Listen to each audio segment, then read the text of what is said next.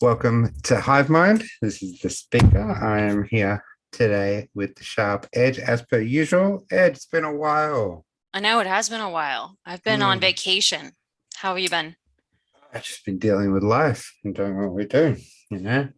Yeah, Um, Things have changed a little bit for us. So it is harder, of course, for us to put out these videos, but we still love doing it. We still love spending time together and talking to all of you. Um, we do apologize to anyone that does follow us regularly, that that are Patreons and all that. We do apologize. It has been a while. It's been hard. Edge has been really busy on the other side of things, not with Hyperion, but she's still on Corey's digs, so you can still catch her there every week. So please tune into that. And you've been doing a lot of writing for Corey as well, which you can yep. see on Corey's website. Busy, busy. I know, right? Yeah, but I'm interested to talk about this because there's been some good developments lately, actually, on this front, on the transgenders in women's sports. So, And about time. yeah, definitely about time. I think that there has been an equal and opposite reaction to the extremity with which they've pushed this on us, don't you think? Mm-hmm. Um, we wanted to talk about this and a few other things specifically, but it's in a lot of fields. I think sports is one of the major ones culturally that we're seeing this uh, change that is detrimental for women in just in general, especially for the sporting side of things. Prisons are another one. I mean, there's like three things that I feel are affecting us and affecting women, especially in a large way. Sports, the prison situation, allowing trans females in female prisons, and the use of bathrooms. They're like my big three. Right. And then my biggest one, of course, is how it always bleeds into the education system. That is my biggest thing because really getting those children when they're very young and indoctrinating them into this way of thinking and questioning their gender when they not would not normally do so under other circumstances. So that's my biggest issue. But we're definitely going to focus on the sports aspect today, which I think there's been some actually really good changes that have come about just recently. I mean, it's a start. Of course, all good things these days come with caveats, and there is a few bad things in there as well, or one specifically that shouldn't be brought up. But we will get into that. But Yeah, this big one. this is a big one. So the International Swimming Authority has banned biological males who have gone through puberty as biological males from swimming in competitions. So this is going to exclude Leah Thompson or Thomas. Yeah. So, but it's not a full out ban, and this is important because what FINA has said, what their rules are saying, is that the only way a transgender female can compete is if they transitioned by the age of 12. That's what I mean by caveat. Right. So this is both a good thing and a bad thing in that it is going to basically ban or exclude a lot of transgenders who aren't going to qualify because when they transitioned, after the age of 12, most of them have transitioned after the age of 12. However, this is likely going to encourage the transition of children prior to the age of 12, which is absolute child abuse. 100%. 100%. So the fact that that was even added in there is not 100% a win. Uh, but I guess there is strides. At least you had a full governing body talk about this, vote against it. 71% is still worrying, but it's better than the other way. Yeah, so basically, this is the strongest, the toughest by any Olympic sports body to date. Banning, as far as a ban on transgenders in sports goes. And so that's good to see. So the policy was passed with about 71% majority after it was put to the members of 152 national federations with voting rights at the Congress. So 71%, I would say that's well more than, than 50%. That's a clear mandate as far as the consensus goes on this type of topic, don't you think? 100%. Yeah, so I mean, I think that's definitely a good sign. And when this happened, it really kind of sent shockwaves and solicited or sort of prompted responses from other governing sports bodies, right? Because we've seen sort of like this domino effect happen. Mm-hmm. Yeah, in fact, A big wake up. yeah, big wake up. And so the rugby league has banned trans athletes just following that. So the rugby league has banned transgender athletes from international competition for the time being. So this one actually is the toughest one, but it's kind of like they left it open. They didn't say like permanently. They just said until further research, transgenders are banned from rugby competition and women's sports. And these sports are, I mean, swimming, you're hurting females in a way, as in an unjust situation. I mean, they're losing records. They're, everything they've worked for in their lives are getting ruined. With sports like this, it's very dangerous. It's dangerous when you have men tackling women or men fighting women, which we will get into another one. If you go down a bit, Sebastian Coe, keep going down. You should see a picture of him. Yeah, so just come down below that. I like this comment from him. My responsibility is to protect the integrity of women's sports, and we take that very seriously. And if that means that we have to make adjustments to protocols going forward, we will.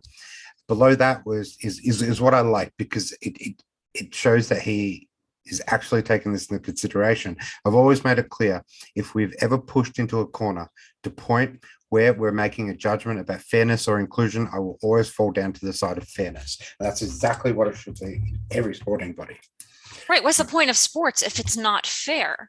Mm-hmm. I mean, if it's rigged, I mean, do you have any interest in watching or playing in a sport that is not fair, that there's always something sort of rigged about it?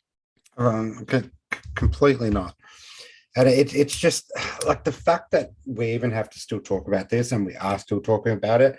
I mean, it goes to show you, I mean, in a healthy society, we wouldn't even be having this discussion. Right. They have to realize that this is the death of women's sports if they continue down this path. Mm-hmm. Right. So it wasn't just the rugby league that issued a ban following the swimming one. Also, cycling has changed their guidelines. The International Cycling Union has updated their qualification guidelines, making them a lot stricter for transgenders to play in women's sports. This is not an all-out ban.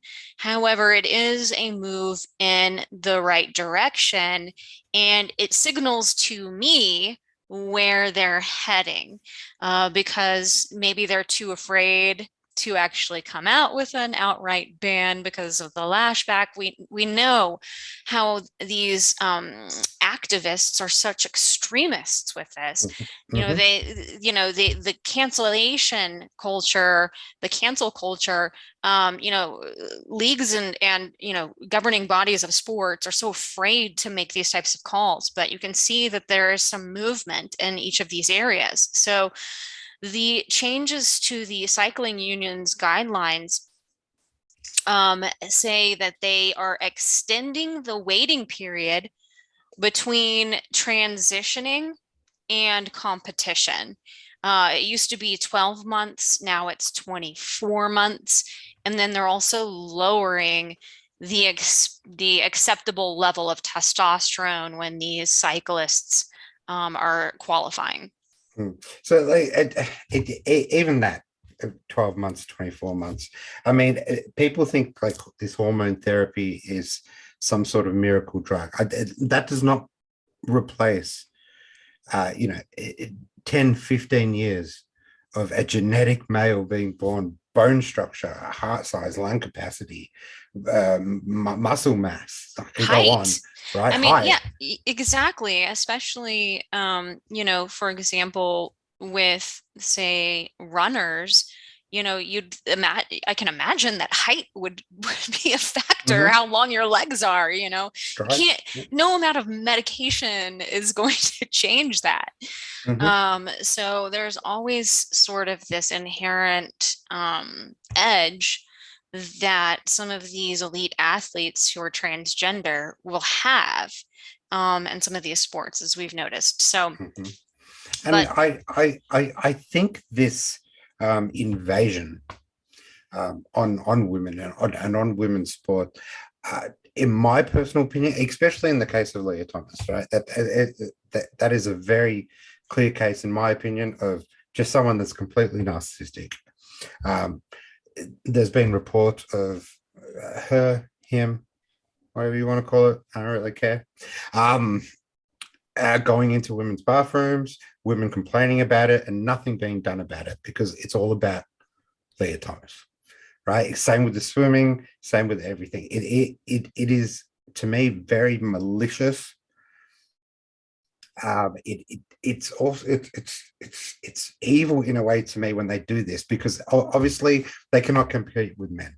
I mean, I think he was ranked 462nd in America when it comes to like men races, and of course number one in women's.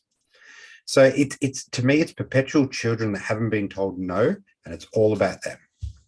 yeah, absolutely. In fact, I think that's the entire movement. I think that for me and for a lot of people, the way I look at it is if you're an adult, you have your own choices to make, and I don't really care what those choices are. You're free. I want everybody to be free to make their own choices.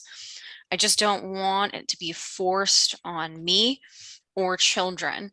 And I think that this whole movement is really about not just um, you know, promoting equality for these, for LGBTQ and Mhm. transgenders. It's really more about just forcing you to change all of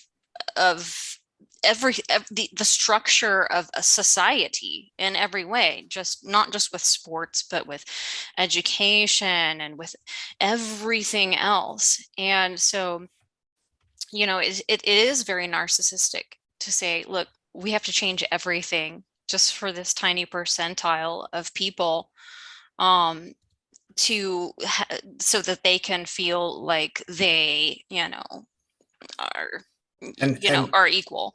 and Um, it has changed and erased, like actual progress. Like we saw in the 80s, the early 90s. I mean, a person that comes to mind straight away is Martina Navratilova, very famous tennis player, came out as openly gay and did more for the gay and lesbian movement than anyone's doing now, except because she's speaking out about trans females in sports now that she's attacked and she's no longer a gay icon. It's destroying the foundations that um, they've made, the progress that they've made, and it's taking it back because now people look at this and they're resentful on it. mhm, It's creating hate over it.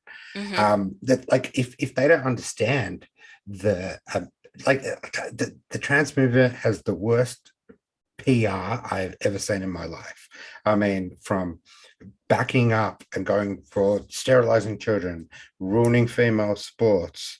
Um, it's Yeah, I, yeah, like drag queen story hours drag in queen story schools and in hours. libraries, and Mm. pushing it in, cartoons, and inviting your children to drag your kids to Pride Week, where, burlesque dances are done by drag queens, where children are giving them dollar bills and the children are walking the catwalk. I mean, yes, I would say the PR for the trans movement has been an absolute failure.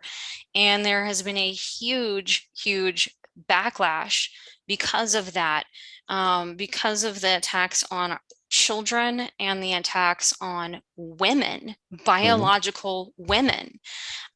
So yeah, I absolutely agree with that. But I wanted to make one more point here is that not only did we have the swimming governing body change their ruling, the rugby, and also the cycling, the governing body, the World Athletics governing body for international track and field is signaling that they're making moves for a transgender ban as well. So, Lord Sebastian Coe, the president of World Athletics, the governing body for international track and field competitions, has hinted that the organization may adopt new eligibility requirements that could see trans athletes banned from facing off against women, as he hailed the move by FINA to ban transgender people who experienced male puberty from female swimming matches. So it looks Mhm. like there might be another uh, change coming as far as track and field competitions go. Mhm. And I mean, you've had plenty of trans people come out, of course, ones that are, are still under the understanding they haven't been full on taken over by this ideology. They know they were born men. They're quite clear on it, right? And they see this sort of stuff and they see this sort of push, and they hate it as well. You know, it's not that complete movement. I mean, when you have people like Caitlyn Jenner speaking out about this stuff, who was a professional athlete, mind you, right? Speaking out about this stuff, again, condemning about it, it's a weird topsy-turvy word when you're actually agreeing with someone like that. Oh, no shit, you still have some sort of sensibility about it. Right. There have been some trans people, some prominent trans people who've come out against trans women in biological women's sports. So since this whole thing really became, a huge topic, I would say, when would you say this started? I mean, it's kind of been slow and progressive, It's but been slow and progressive. it seems like since 2020 or 2021, it's just really gone next level to me. Yeah, straight up next level. I think we started to see a creep in 2016, 2017 is when we started to get these stories of, male cyclists winning championships. And, and I think every country must have some sort of of these infiltrators. I know, like in Australia, I sent you that picture before. That's a man playing Aussie rules football. That's extremely dangerous. Right. You're hurting people. Yeah, I mean, we've seen this time and time again where, I mean, we have like MMA fights with trans Which women is one of the and worst, biological women. which is something that makes me completely sick. And I've been very outspoken about that. And people like Joe Rogan and all that have been very outspoken about that. Oh, this is Alana McLaughlin. And if you want to see the before and after, this is the after version of McLaughlin. This is the before picture of McLaughlin. And it just really highlights for me, the level to which this is just an unfair type of competition, right? Mm. Yeah. It So should never be allowed, even. uh, yeah, it's pretty sickening. But I wanted to say something about that's been positive as far as the reaction to this being pushed down our throats. Since 2021, almost every state has introduced legislation to protect female athletes and women's sports. And 18 of those bills have become laws in various states. So this is actually a good website, savewomensports.com. It actually gives you updated information on bills that are proposed, that have been signed into law, and in what states those happen to be. So check that out for, more information on your state.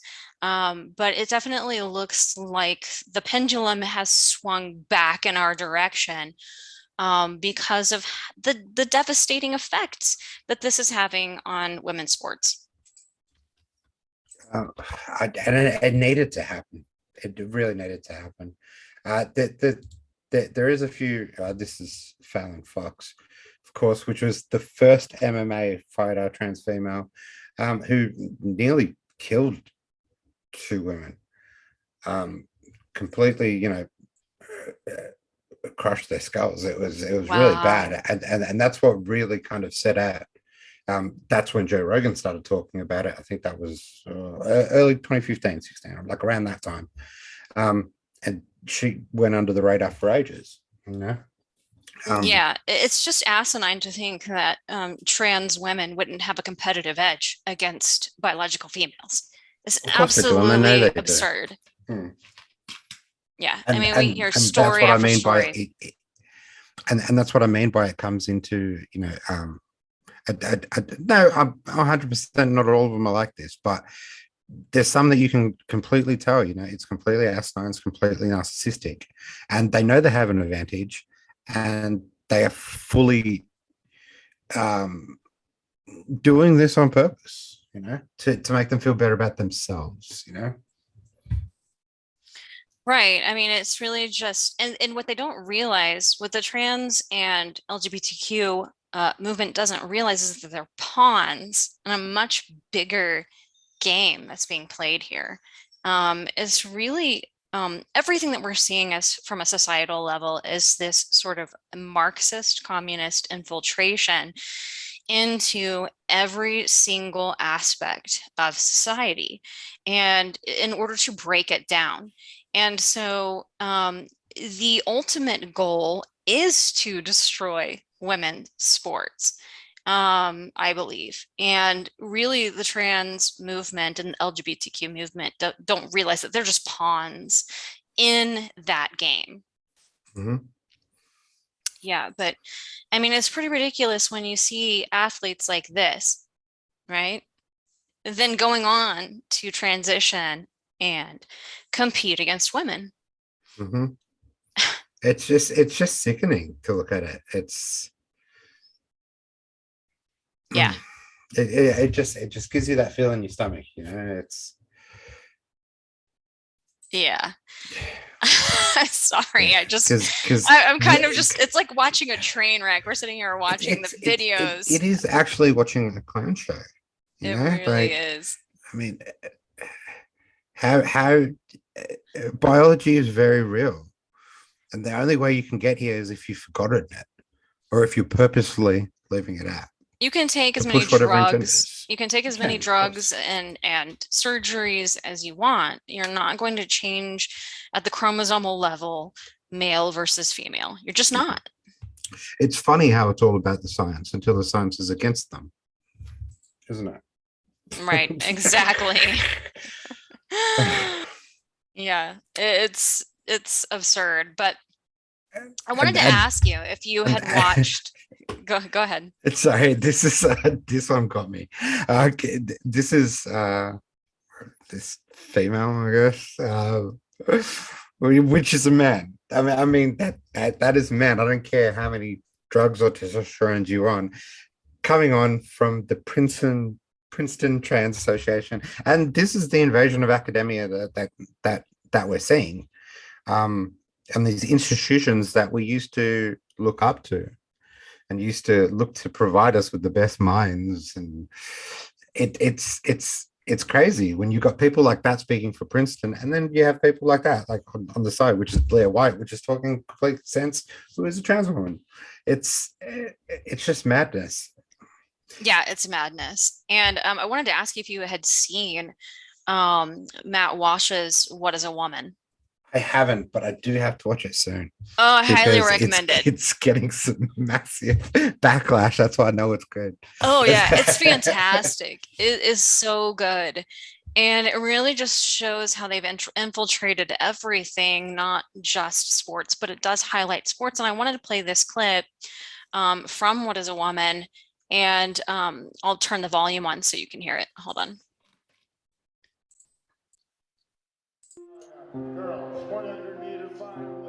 The first race that I competed against a transgender athlete was during my freshman year.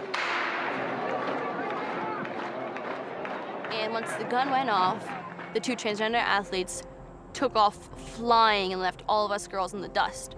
Throughout all 4 years of high school, I was forced to compete against biological males. I only competed against them in the sprinting events, but I raced against these athletes over a dozen times throughout the years, and every single time I lost. Did they inch you out of medals that you would have won otherwise, or trophies you would have They won? beat me out by 20 meters out of medals and qualifying spots. I missed out on qualifying for New England's. I had to go in the long jump and the 4x200 meter relay, so I was forced on the sidelines in my own event, and if they were not there, I would have been able to qualify.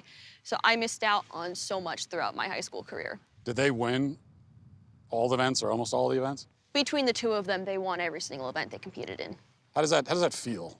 It is so frustrating and heartbreaking because we elite female athletes train so hard to shave just fractions of a second off of our time. And going into races knowing that we will never be able to win. Feels like all that work gone to waste? It does. After so many losses, it just gets to the point of, why am I even doing this? Why am I keep training so hard and sacrificing so much just to place third and beyond?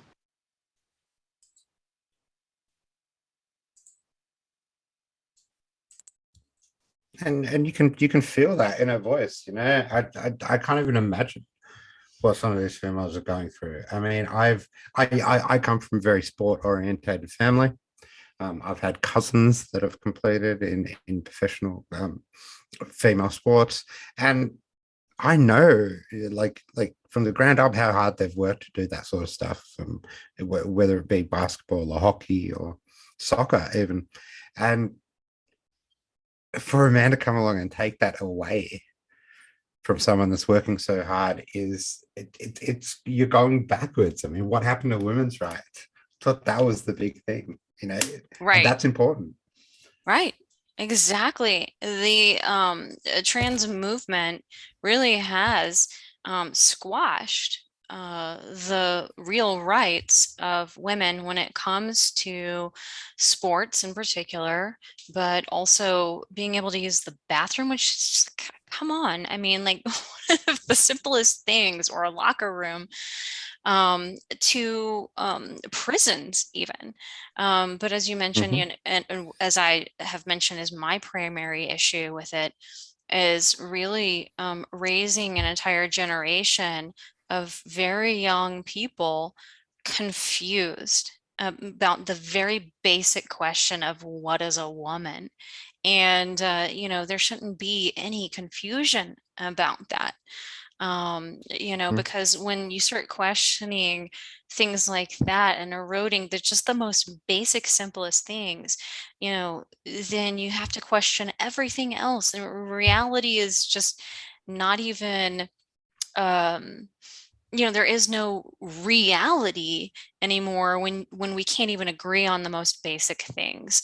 You know, it's all just, you know, objective. Everybody can have their own reality. And instead of just being able to agree on the very most basic things, which is, you know, what a biological female is and what a biological male is.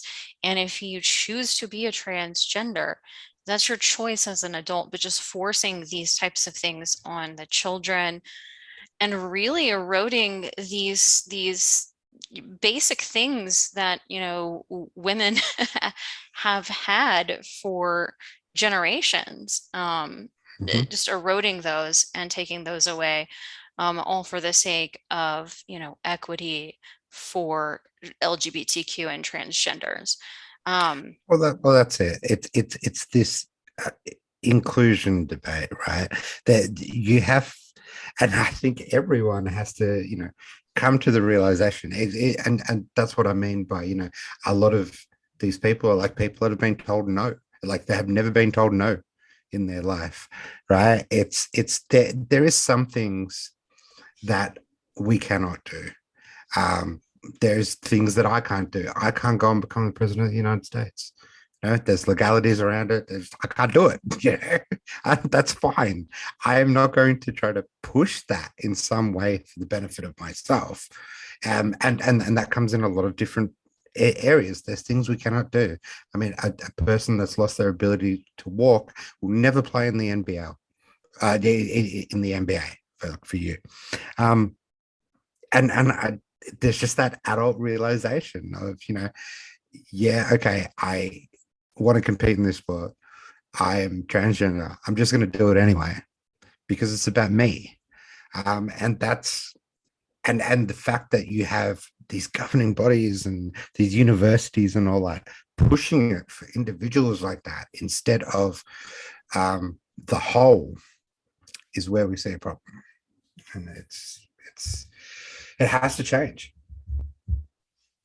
Yeah, it looks like we're seeing some positive movements in that regard of it changing in the right direction, going back to policies that have some sanity to them, or at least making some moves in that direction. So, and definitely as far as laws go on the state level, there definitely has been some positive movement, and we need a lot more because this is so entrenched, not just in sports, but in every aspect of life, from social media to Hollywood to the education system to media to sports to, I mean, really, you cannot avoid this unless you completely detach from the world. And it's been just forced upon us so heavily that of course there was going to be a huge lashback over it. And if you're a female athlete, you have to also start speaking out about this. I know it's hard. I know you're probably going to get backlash. A lot of people have. I mean, Martina Navratilova is a big one, but you have to speak out about it because, we're going to still speak for you because that's what we do, but you're going to have to do it for yourself as well because that's when the big changes will come. But Absolutely. I also, if you are interested in this debate in sports, check out a channel called Black and White Sports. I've seen a few videos from that guy pop up over the last couple of weeks, and he's really on the ball of certain events or where this is happening, and it's a lot of spot fires, and he talks about it, and it's really, really good. And on the whole transgender issue, definitely check out Blair White's channel if you haven't already. She's really, really good. So. All right. All good points. Well, thanks guys for joining us today on this topic about transgender women in women's sports.